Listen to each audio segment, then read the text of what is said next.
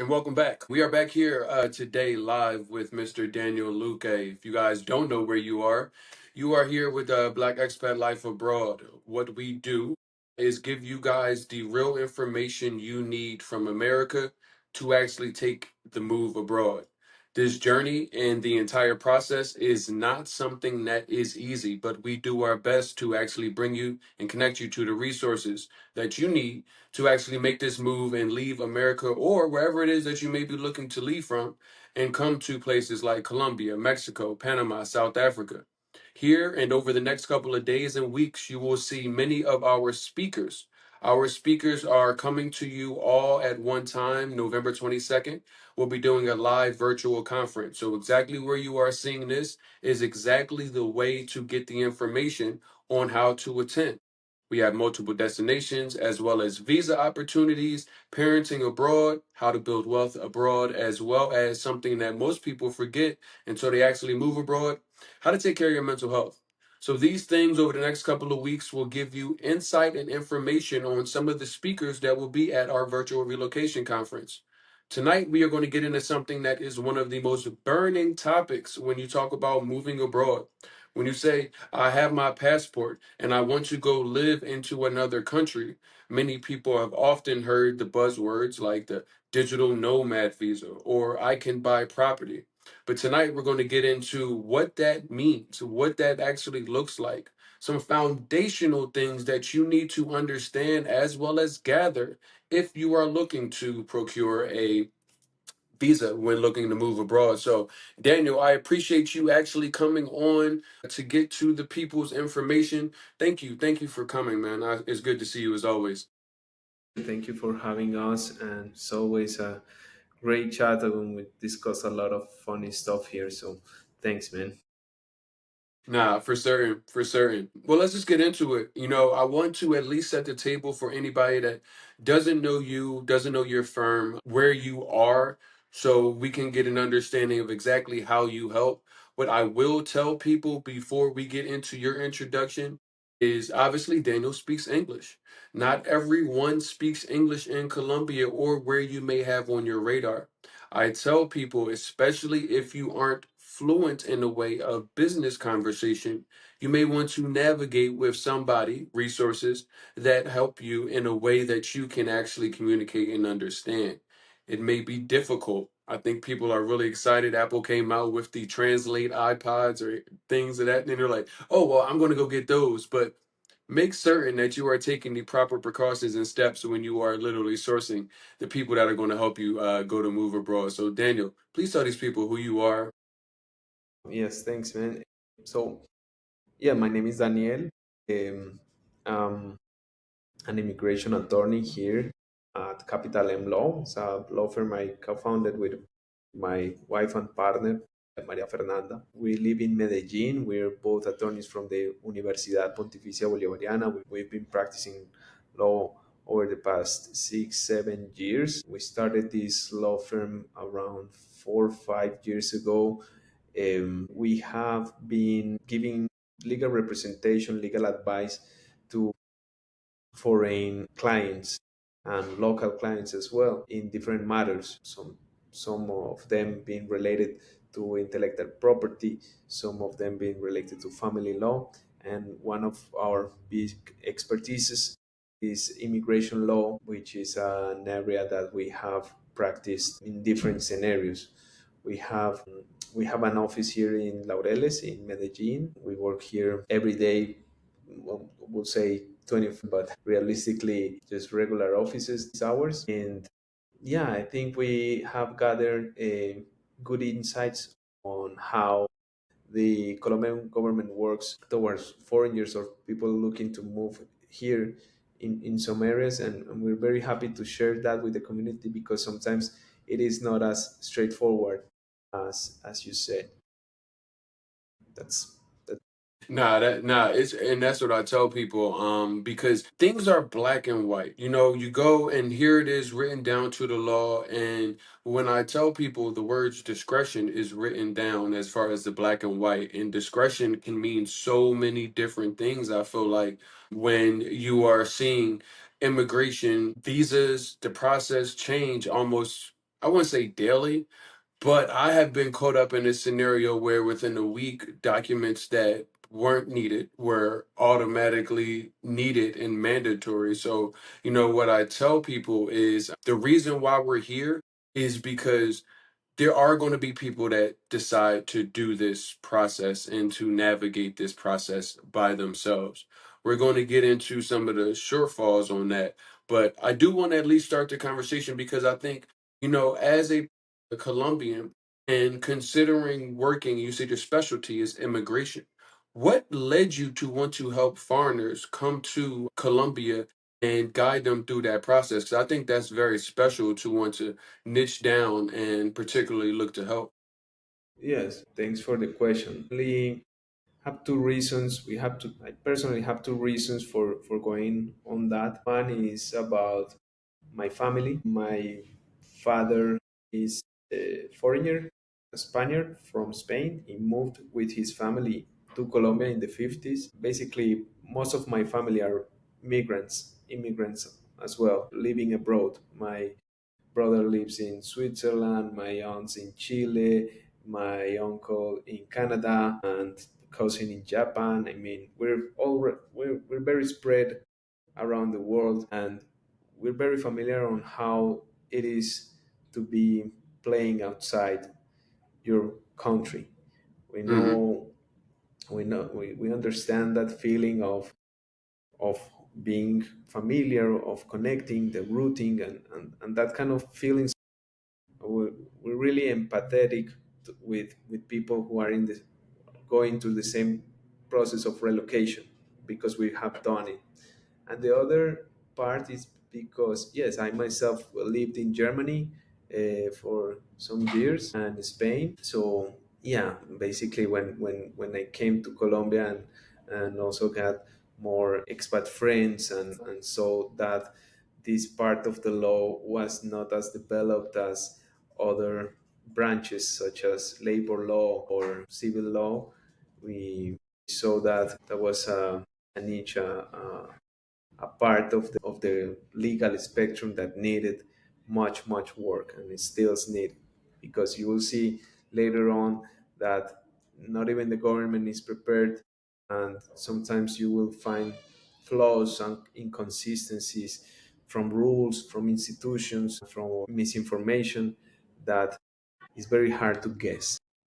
I would say Yeah. impossible to guess unless someone tells you, or someone who has done it tells you. So yeah, that's been basically the main reasons why we're conducting this immigration law practice.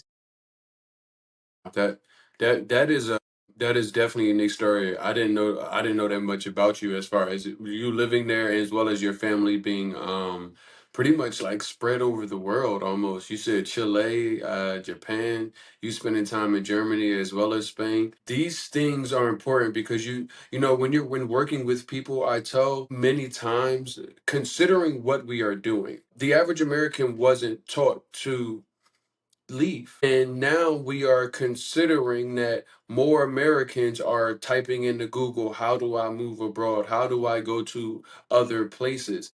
And it takes a special kind of person to help navigate you through that process. I think it's easy that I think it's difficult, but easy for somebody that doesn't know to say, yeah, I'll help you through the immigration process. But understanding it from a foundational and clinical sense, but also how it actually goes within your life. It makes a lot easier for you to have a kindred spirit with the people that you are working with. Some of the things I think about, because a lot of Americans are either doing the smart thing when they go to move abroad and say, okay, let me search out for resources. But then you have other people that are doing it after something has happened, after they got denied, or after it didn't work out the way they want to. What do you see from your end, some of the biggest challenges that Americans are coming to you with when it comes to how do I get a visa? A lot, but I will start by saying, I mean, most of the problem are basically come often from misinformation, and misinformation that can lead to very costly mistakes. For instance, can name you a retirement visa, right? Mhm. A lot of people don't know that or not aware that they cannot enroll to the public health system under a retirement visa, but they do it. So when it comes the time to renew their visa and they're still enrolled, they check on their system and they ask them to get the enrollment certificate, or they just deny that, and that is an extra process that people are not aware. I don't know, marriage visas, people say, I know, get married is fine, but then if you get divorced, you lose the visa. If you sell the property, you lose the visa. You start a business Mm. as a founder of the company, but then you can't prove new job creations, or you can't show the economical activities of the company. That is another problem, because the thing with immigration law and the visas is that it is tightly connected with other areas. A visa, the biggest importance of the visa is not just to get it. I would say there are two parts. One is the visa application. The visa application is not just filling a form. Sometimes it means, especially the timing and scheduling trips and moving and making your plans according to the period of time that you're allowed to be in that country. So that changes your rental agreement, that has effects on your kids' schools if you're bringing your children to the country. So that changes a lot. That's the visa application. And then what I would say, the path towards residency or the path towards a permanent residency is another dynamics, because each visa category is very bounded to other stuff. Like I said, if you're coming with a student visa, for example, a lot of people don't know that after they finish their student visa, if they apply for another visa 2 years later, they will ask you the certificate that you finished school. And some people just get enrolled and go for one class, and then they don't go anymore. So 2 years later, that can hit back hard. Yeah, I remember when we were talking about this, and it was like your story, because, and if you're new and you didn't hear that story, he knows exactly what I'm talking about. But it's just like, so when you have a story, a lot of people just think a visa is just like some easy paperwork. You don't have to like do anything. And I'm like, you have to tell them who you are. You actually have to prove who you are. You have to tell them about how you make money. You have to show them your bank account and how much money it is in there as far as your sustainability to live abroad. But what Daniel's talking about is your story. If you are a student and then and you do your 2 years and then there is no certificate and you're trying to get a student visa again, your story might not really add up. If you are coming as a nomad, but then you may change into something else, it's like the one thing I realized from that last conversation we had about, the story of what your visa is and how you present who you are to the new government that you're dealing with, it's like that's not on anyone's radar on as far as America. We're just like, we're going to get whatever visa that we're going to get here, and then I'll just go apply for this one here, and then I'll just go get the other one.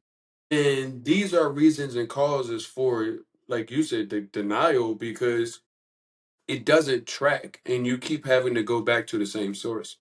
Yes, exactly. I mean, with any immigration system in the world, in Colombia, at Capital M, the service that we provide is focused on minimizing some risks that are not very obvious, because when you check on the visa, people often fall into so much fallacies like, I got a friend that did it online and it was quick and simple and he got approved. If you flip a coin 100 times and 99 falls on tails, doesn't mean that if you flip it again, it's going to fall on tails. So most of people go to Facebook groups and Reddit and forums and Right. get some information that is just one experience, right? One point of view, and that can be a lucky guess. Mm-hmm. Mm-hmm. It's hard to generalize. We as a law firm, we have handled hundreds of visas, and we're still discovering new things that of government policies changes every day. I think it's worth to, as you say, it's worth to get a consultation. It's worth to get an information that is fit for your case, not just the general stuff that you read on the internet, but actually talk with someone who asks the right questions that you are not thinking of, right? For example, today we had a gentleman, 70 something years old. He was summoned for an interview, online interview, before the Colombian government for his visa approval. And although he was retired, he forgot to mention that he was in Afghanistan, right? And you will say, what does that have to do? Well, there is a part of the law that is regulating about national security, and checking that, and that has a lot of effects on visa approvals and visa granted time and so on. So yeah, man, I mean, there's a lot of stuff going on. Yeah, and it's funny because it's no matter who I bring, what expert, what expat, we all end up saying the same things. And I'm like, did you hear what he said? Because I have said this a number of times. Like, what you see on the internet, people are looking to say, I want to move abroad. And then they go on the internet and then they see people moving abroad and think that that is going to be their exact experience. Now, it can be if you are doing things the right way. But to automatically assume because somebody got this visa and you don't know what their situation is versus what your situation is, these things don't translate easy to just say, it's going to happen no matter what. And I think a lot of people are disillusioned by that. They're in a scenario where the $300 apartment, because I don't know if you catch Thailand information, but that's what's going on over there. I got a $300 villa for a month and it has a pool and a view, but it's in the middle of the jungle somewhere and you have to have a car and there is nothing in distance. But a lot of people are getting caught up in what is being captured on the internet and thinking that, okay, I'm going to do the exact same thing and it's going to work out for me. And that's why I tell people, we do our best to increase the probability of success that you have. If you are an individual considering moving abroad right now, and you may be looking at a visa maybe now or later in the future, it will probably be your first time doing the visa paperwork. You have not done hundreds of these. You have not done hundreds of these outside of you to ask the right questions or considerations that somebody like Daniel or anywhere you may be going in the world with an immigration lawyer is going to ask you. So I tell people, as much money as you are spending in the United States, whatever and wherever and whoever you work with, if you just had to spend a little more money, just a little bit to make certain that you got it done right, considering what's on the other side of you leaving and all of the things that you're going through, I always recommend to spending just a little bit more money by working with a professional because that point you bring up is like you guys are thinking that the moment that visa you apply for the visa is going to go how you saw everyone else's go. You may have dependents. You mentioned going to a country that your particular country that you are applying for may have some particular national security laws, but so many people have traveled to places that, well, I'm just living my life. Why would I think anything of this? So you bring up a very, very good point, Daniel, in regards to understanding that you, and I mean you, the person that is watching this, it's your move abroad. It's not mine. It's not anybody else's that you may see on TikTok or YouTube or Facebook. It's yours, and you have to actually put yourself in the driver's seat and work with somebody that knows how to navigate this. Nomad Yeah, visa that is and definitely. Go ahead. No, go ahead, then. yes, no, it was just getting back to that point, is that mistakes in the visa application process can be very costly. The mistakes on a visa application handled wrong can easily be $2,000, because your apostille expires, because you had to leave, you had get an unexpected rush flight ticket because you didn't do it in the right time, and so on. And so, yeah, those mistakes are very expensive. So getting professional advice and assistance is worth it. I think it's worth it. Of course, there are out there, and of course you're aware of this, that there is a lot of um, called experts that basically they did theirs and now they're preaching on how to do that, but they're charging a lot of money because they take advantage of people's needs. So that is on the market. So it's good to do some research on the providers. Yeah, because Just saying.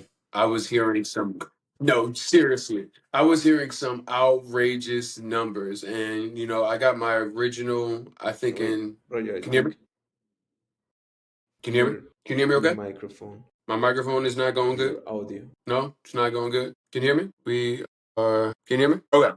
Sorry about that. I've lost my train of thought. My apologies. The audio situation threw me off. But let's jump into something else because I do want to talk about the most common types of visas. A lot of people are moving abroad, and there's some commonality within these visa types that you are going to find. Digital nomad visa is definitely one of the bigger ones. That's the one that I think is probably typed into Google most often. But that isn't a long-term solution. And a lot of people think that it is. Talk to me, Daniel. What other visa types are common for, Americans that are looking for, flexible options to move abroad? Solution. What are some of the other common visa types that are available for Americans looking to have flexibility when moving abroad? Yes, I will just name. There's one I will focus on because there aren't actually many. There is the marriage visa, civil union visa. If you move and you fall in love with a Colombian national, of course, that is an option. Or if you meet a Colombian in your home country and you fall in love and get married, that's another option. And if you're buying property, that is an option. The real estate market, you will talk about it, is interesting for investment, and you will find very interesting prices compared to the US. But there is an underestimated visa category, that is the business investment or shareholder founder visa.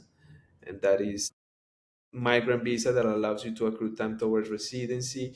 You can create your own company and put in the money. And if you're in that profile of an entrepreneur and that you're looking for it, or you're looking for investment opportunities, as you mentioned, to create wealth, this market is still, as a developing market, it still has a big opportunity to grow. The competition is still not as much as in developed countries where the competitors are very strong, or there are almost very big corporations that take over the market. In Colombia Hmm. and Medellín, still there are growth opportunities. So that is an interesting option, and the investment is lower than the real estate investment. Is 100 The real estate investment is around $135,000. But if you don't have that money, but instead you have 35,000, you can go through that route. Although of course it is not recommended for everyone. It is recommended Yeah. for more people that are into that kind of lifestyle of an entrepreneur. Let me ask you because, the question of how do I make money abroad and things of that are starting to come up more. I'm actually starting to see people possibly consider leaving the workforce and lean into becoming an entrepreneur. When you say the business visa is that something that has to be a brick and mortar place or, a coaching or a consulting business? Is that something that will fall into the vein of what would classify for that? Because even with myself, I am not looking to have an office or a physical location, but coaching, consulting, a lot of people may have online businesses. Would that fall into something that would be qualified for? Of course, no, yes, of course. There is not a specific requirement on the type of business, and the type of business changes from industry to industry. It is not the same to get a restaurant than a consultancy project. But nevertheless, it is important to say this right away, is that the spirit of that type of visa is to create jobs, local jobs from for Colombians, right? So the economy has changed, the means of production has changed. Of course, now the digital environment is more powerful than ever and has more impact. But still, there's still opportunities for value creation through consultancy, through services, advisory, still manage to create jobs. As I said, it depends on the business model that you're aiming to. And I think you just said something important, which was create jobs. You know, everything in the United States is extremely hyper individualized. So it's just like me and mine and everything else. And what I tell people, what I see and living in Colombia and living abroad is community. Considering, and I tell people because they often forget, when you are looking to go move abroad, you are saying, hey, other country, come accept me. But you also have things that you bring. You need to come with a positive attitude. You need to come with open mindedness to learn the language, learn the culture, understand how things go. But in consideration as an entrepreneur, because so many people in the United States may be solopreneurs, it's just me, and that's just it. But you Mhm. said something that, with consideration of looking to move abroad, you may need to require to hire locally in order to maintain that status, which I know for a fact is at least in Panama.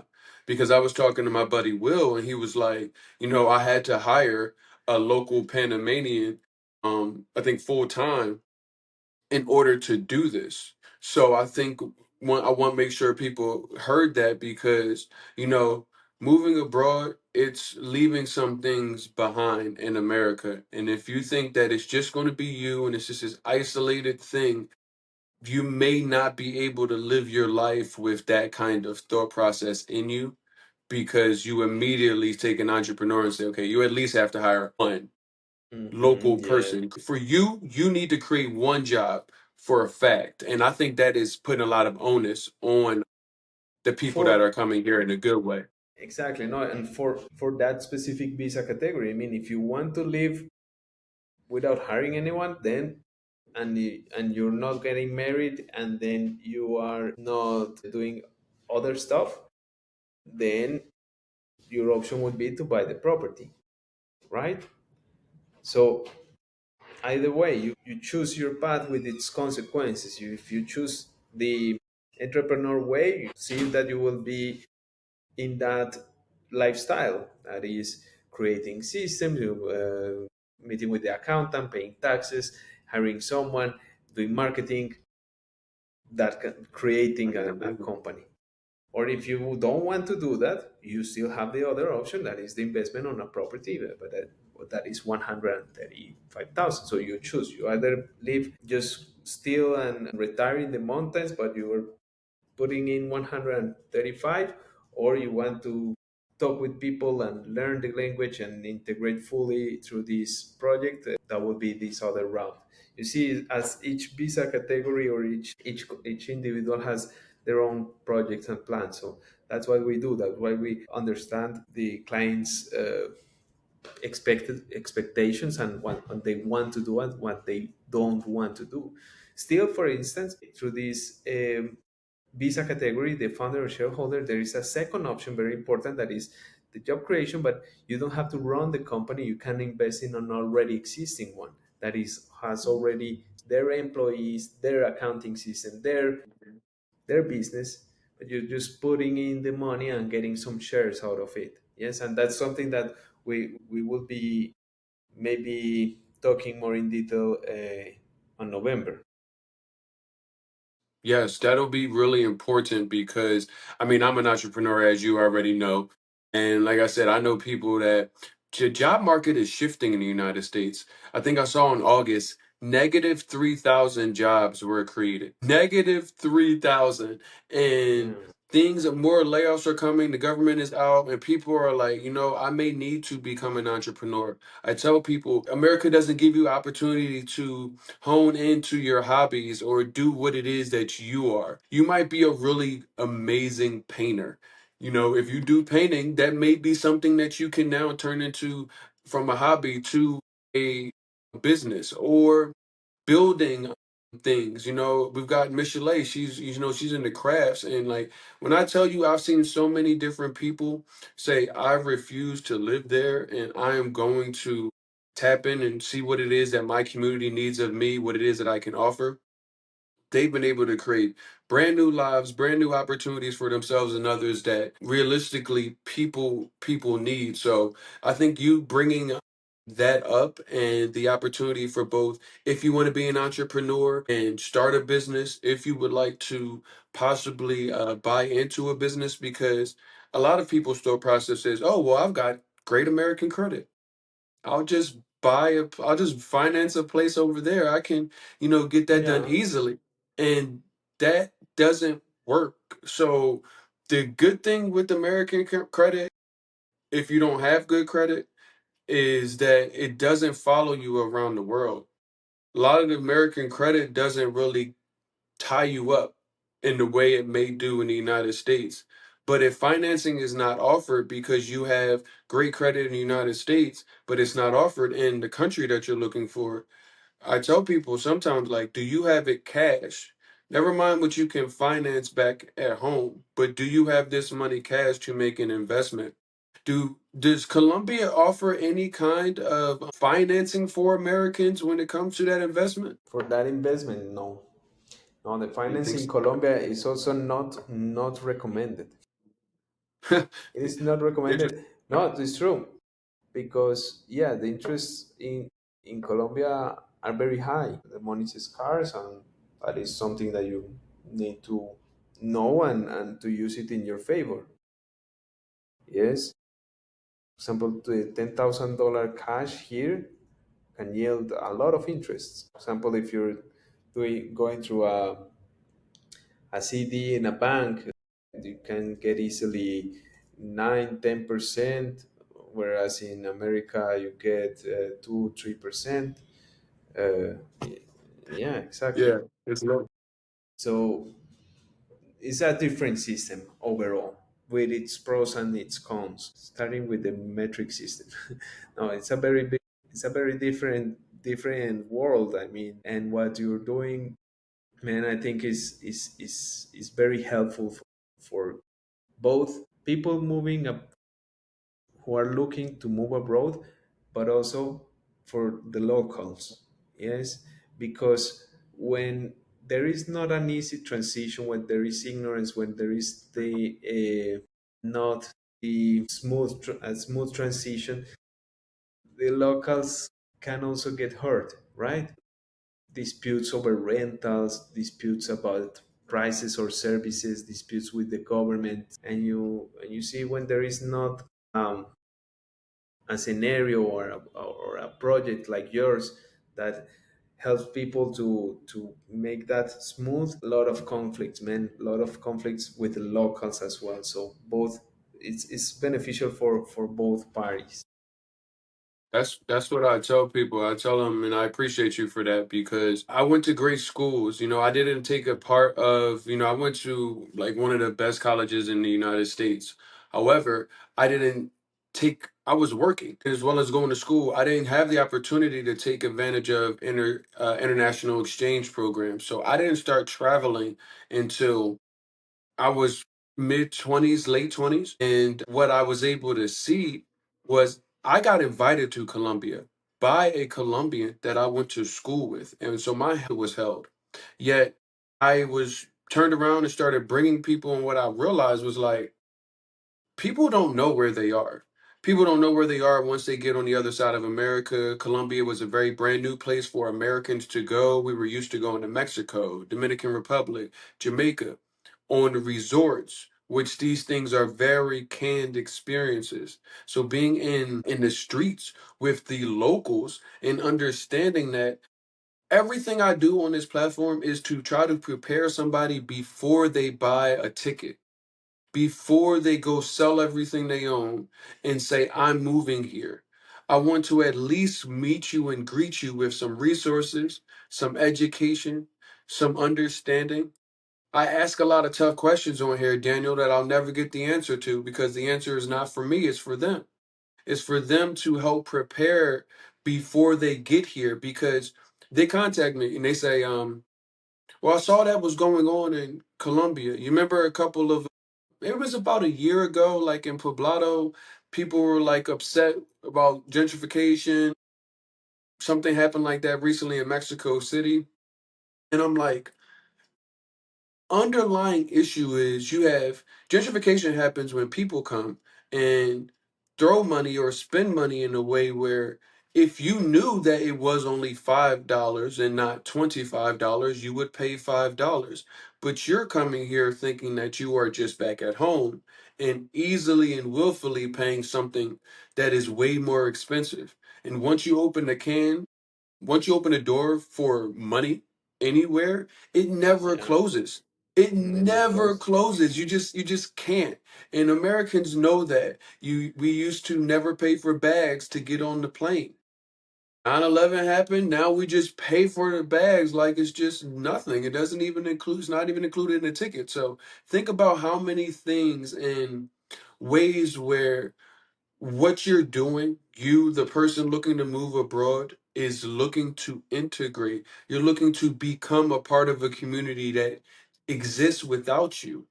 How do Mhm. you be a better steward of what this move abroad process is for both the people that will receive you, as well as you and your success and how happy you can be? Because when I moved to Colombia, I was open for everything Colombia had to offer to me. I quickly had to learn that my life moving as fast didn't mean that it was going to make Colombia go any faster, even in a major city like Medellin. These things help me have a better time, meet people like you and all of the other people that we have put together because it takes that kind of intention in order to succeed as an American. I can't speak on any one other country, but when Americans leave their country for the first time, they are like a baby seeing the world for with brand new eyes. People all over the world, they grow up and they're like, "Oh, I know what this is like." Even if they've never traveled, they're aware and they're like, "These are legitimate places." America Mhm. makes this thought process is like it's America and everyone else. And once you get out, you realize that that's so far, and the ability to have these conversations is ideal. I won't take up too much more of your time, Daniel. I wanted to ask you though because 2026 is coming quickly, and Americans aren't used to getting a raise ever. And they don't realize because the federal minimum wage has been the federal minimum wage for, I don't know, 10, 15 plus years, maybe even more. Um, Whereas, at least with cost, I know that visas are tend to be tied to the federal minimum wage or how much the minimum wage is. So certain visas are X amount of minimum wage. I think the housing one is like 100 or 1,000 times. Outside of cost, do you foresee any other changes coming in the 2026 visa process that people need to be aware of? I mean, it's gonna be elections next year Hmm. in Colombia. There's gonna be a new government. The government sets the immigration rules. Yeah, depending on who wins, they will have different policies. Most likely that, but I don't think it's gonna be more strict than it is now. I think we're at a point that it has become as strict as it gets from the Colombian side. But yeah, no, I just wanted to mention we can also discuss this in November with when we will have more information and just pointed out something useful for the audience. Maybe is that typically this application process takes between 6 to 8 weeks.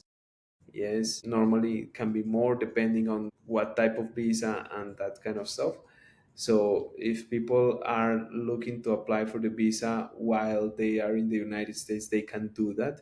It is not mandatory to come to Colombia first. They can do that and they can even save some extra money when it comes to the apostilles because that is cheaper there, or the FBI criminal records because it is cheaper there. So if some people that are watching this are interested in applying for a visa in the next few months or planning to move in January or February next year, it's a good time to start preparing for that. And yeah, we got the contacts and we can assist. No, definitely. I'm really looking forward to this. We could literally, because the visa process is so convoluted, I want to give everybody an understanding of what is next for them and ways to get more of this information and get connected to all of these resources. So first, before November, I know you have a virtual conference that you are doing in October. Can you tell the audience about what that looks like for them and where to get information at? Yeah, sure. No, yeah, this webinar we want to give something special. We want to give very technical and professional value for taxes, tax planning, estate planning. People who are already in Colombia making wills and trusts for their children abroad, international successions. We will talk about prenuptial agreements. We're gonna talk about properties conflicts, purchases, and HOA conflicts. And we're gonna go like really Mm, hardcore in bringing value and valuable insights to the people in property law, tax law, immigration law, and family law. those are, So see, so that's in-depth detail because those are really, you said HOA, like navigating that, and I'm like, we know what an HOA is. Those things in Colombia, they're the exact same way that they are in the United States. exactly, and you'll find when is the General Assembly, what are your voting rights, what are your rights when the front man, the elevator broke, how can you handle that? If they are proposing an extra fee, how to contest that? Going more into the details of some regulations that are of interest for foreigners, people who are, we're going to talk about crypto taxing, we're going to talk about banking, and basically more in detail what foreigners struggle with here in Colombia from the legal point of view. Then other things we cannot advise. Nah, I got you. You know what? And thank you for giving me the information because I made it real easy for everybody. You can go to on movetravelabroad.com and actually get registered for this that conference. So if you are in Colombia, you're looking to move to Colombia, and some of those topics or all of those topics actually interest you to have some real niche down deep dive info session with Daniel and his team, you can go there, movetravelabroad.com. You will literally see the flyer and the information. The sign up sheet is there.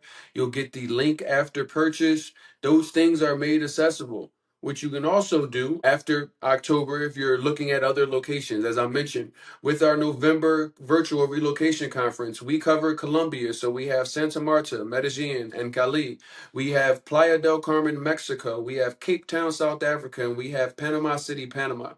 What we've done is not only bring Daniel and his all of his resources, but resources from other destinations because I know the legwork that it takes to narrow down where you're going to move. I know the legwork that it takes once you've narrowed it down to even get connected to individual resources in those places. So you can actually devise a plan of attack and leaving if that is what's on your radar. So what we've done November 22nd is put all of these people in the room, the people that are going to give you the opportunity to take that flight and meet you on the other side of the TSA and give you opportunity to see the actual city and the country that you're thinking of looking at. We're going to bring Daniel back, so he's going to be going over the visa process, not only because you don't need a refresher, but some people may not have seen this. Maybe you didn't share it yet, but somebody needs to see and hear this understanding of what the visa process looks like. But we are also catering to you in a different way than most relocation conferences do. Outside of the big resources that you need, we are also going to be tapping in with Sonia, the student loan doctor. She's going to be helping you guys figure out why this move abroad could help you pay off your student loans. She has helped people, thousands of people, get millions of dollars of student loans forgiven, gone. poof. And ways to move abroad coupled with student loan repayment, as well as how to build wealth abroad. So many people are trying to figure out, how am I going to retire? I'm getting older, but I don't have enough money to save. Well, moving abroad could not only free up that money, but you need to know what to do with it. One of the other things that I get a lot is people moving abroad with children. What does that look like? Is it safe? What is there to do? We bring on a parent that gives you insight on parenting abroad, as well as how to get tapped in with the community. Volunteering and giving back and being a part of the community is important. So, what we have done is put all of what you need, all of what you forgot that you needed, and everything all in one place so that you can only have to go to movetravelabroad.com and purchase your early bird tickets. It is only $65 USD for this entire, I think there's over 14 speakers this day. We are going to give you everything you need so that by the end of the weekend, you can start your journey in looking to move abroad. So, Daniel, it is always great to talk to you, literally. Same wise. Once again, if you guys are interested in Daniel's conference, that is at the end of October, you can go on movetravelabroad.com. The sign up sheet is there. If you are looking to get not only what Daniel has to offer you, but the entire relocation opportunity covering Colombia, Mexico, Panama, South Africa, and more, you can go to the exact same place, movetravelabroad.com. Early bird tickets are on sale through November. They are going up, but we are excited to get you guys this early bird pricing. I will see you guys Manana, right back here where we are. I appreciate you always, Daniel. And please, if you guys are interested, reach out to us. We'll get you connected with Daniel. You may need to sit down with him and get consulted on your next best life. I appreciate you as always, my brother. I will see you soon. Take care, man. Alrighty. Later. Bye.